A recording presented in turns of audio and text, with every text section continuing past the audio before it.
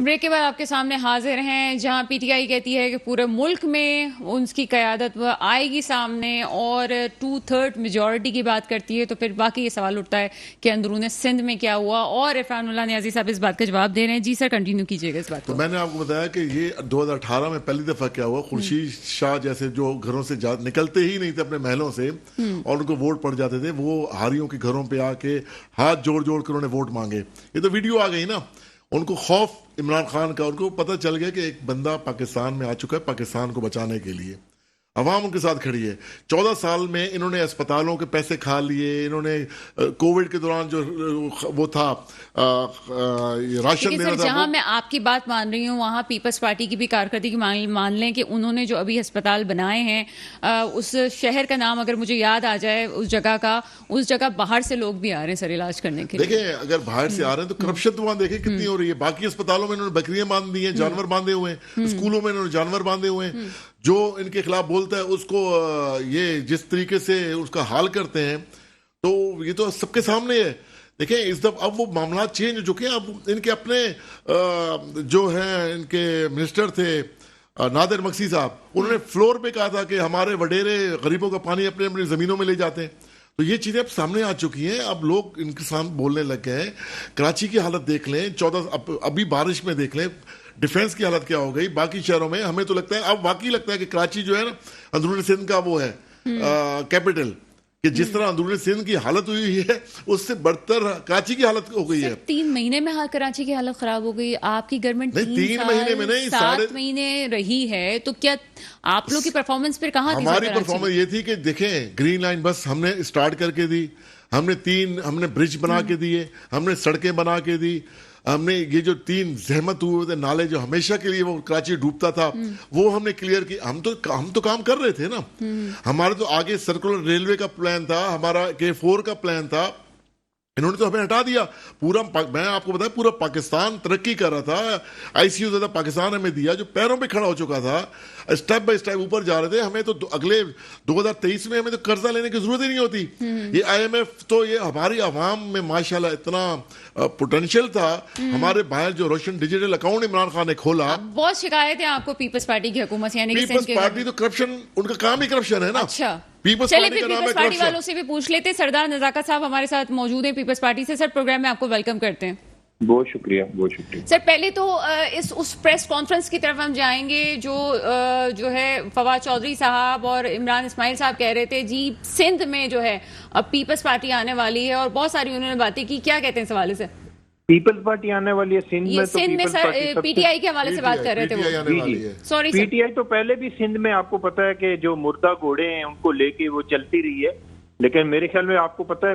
یہاں پہ جتنے بھی لوگ جیتے ہیں کراچی سے یا جو بھی، وہ بھی ہماری اسٹیبلشمنٹ کی وجہ سے ان کو رات 1 بجے ان بیچاروں کو اٹھایا گیا کہ آپ لوگ جیت گئے۔ یہ تو کونسلر بننے کی کیپیسٹی نہیں تھی ان کی، یہ علی زیدی اور دوسرے جتنے لوگ ہیں ان کی کونسلر، ان کی مینٹل کیپیسٹی اتنی نہیں ہے کہ یہ MNA MPA بن سکے۔ تو یہ جو صاحب بات کر رہے تھے، میں تو ان کی بات آخر میں سنی ہے، تو ان کو یہ پتا ہونا چاہیے کہ کم از کم یہ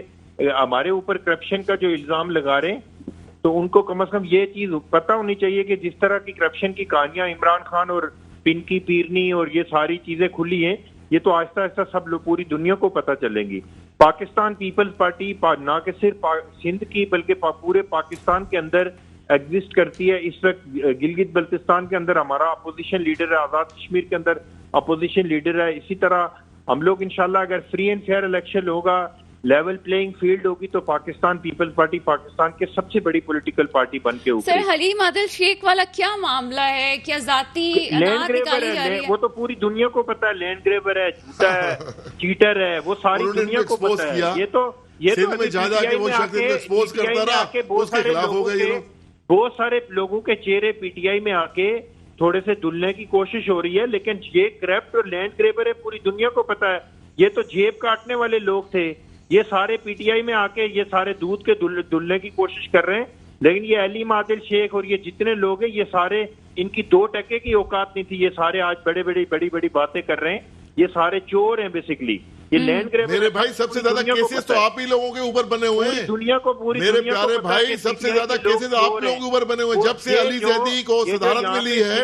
آپ لوگوں کے تو بالکل پسینے چھوٹ گئے کراچی کے عرفان اللہ نیازی صاحب میں نے آپ کو مکمل موقع دیا ہے یونین کونسل میں پاکستان تحریک انصاف کا نمائندہ کا مقابلہ کر رہا ہے پورے سندھ میں جا کے ان کا مقابلہ کر رہا ہے ان کو پتہ ہی نہیں ہے لوٹ کسوٹ کر کے عرفان اللہ نیازی صاحب میں نے آپ کو پورا موقع دیا میرے خیال ہے سردار مزاقہ صاحب کو اچھا مجھے یہ بتائیں کہ علی مادر شیخ سے کوئی پوچھے کہ تمہارا بزنس کیا ہے یہ ٹوٹل لینڈ گریبنگ کر کے پاکستان کے اندر کراچی کے اندر تھوڑا بہت جو پیسے کمائے ہیں اس کے خلاف پریشانی کو لے آتے ہو جاتی ہے یہ سارے اچھا میں پوچھ لیتی ہوں سر میرا پروگرام ہے مجھے بات کرنے دیتے 1000 بسیں لا رہے تھے تو 14 سال ہو گئے لوگوں کا برا حال کر سر ٹھیک ہے ہم ریلیونٹ پوائنٹ پہ آتے ہیں عرفان اللہ نیازی صاحب مجھے 2 منٹ دے دیں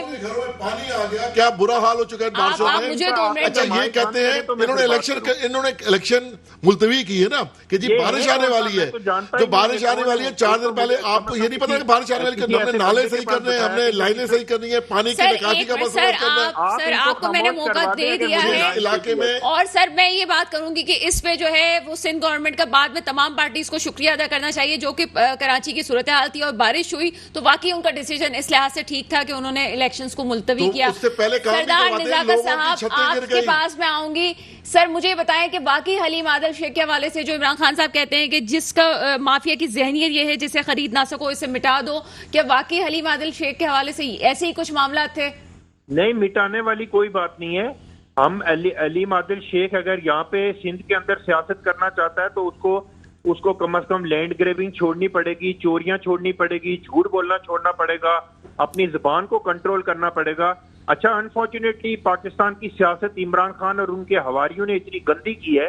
کہ جو لوگ سب سے زیادہ گالیاں دیتے ہیں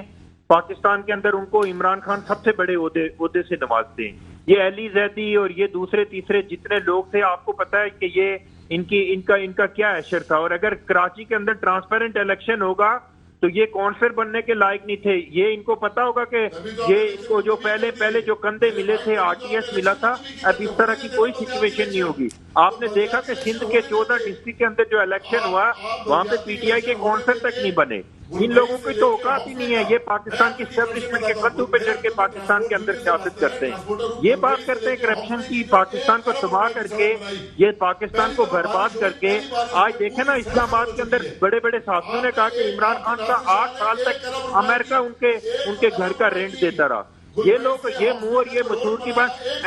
اس طرح تو لوگ کچھ بھی جیسا نہیں ہے اچھا اس طرح تو کوئی کچھ بھی نہیں سمجھ پائے گا کہ کون کیا کر رہا ہے 1 ارب روپیہ بہت زیادہ ہوتا ہے پاکستانیوں کا غریب ملک ہے ہمارا گلبئی سے ہاکس بے کا 1 ارب روپیہ میں ابھی تک ان کا افتتاح بھی نہیں کیا انہوں نے پہلی دفعہ ابھی پہلی بارش آئی اور پوری سڑک ٹوٹ پھوٹ کا شکار ہو گئی آپ کو پتا ہے ہیوی ٹریفک وہاں سے گزرتی ہے آئے سامنے یہ کہتے ہیں ہم کرپشن نہیں کرتے کتنا پیسہ کھا گیا اس میں چلیں مجھے افسوس ہے کہ پروگرام کا وقت ختم ہو گیا میں انشاءاللہ تعالی سردار نزاکہ صاحب کو میں دعوت دوں گی کہ وہ کبھی میرے اسٹوڈیو میں آئیں پھر اس پہ جو ہے باقاعدہ ڈیبیٹ ہونی چاہیے اس وقت پروگرام کا وقت ختم ہوتا ہے مجھے اجازت دیجیے گا خدا حافظ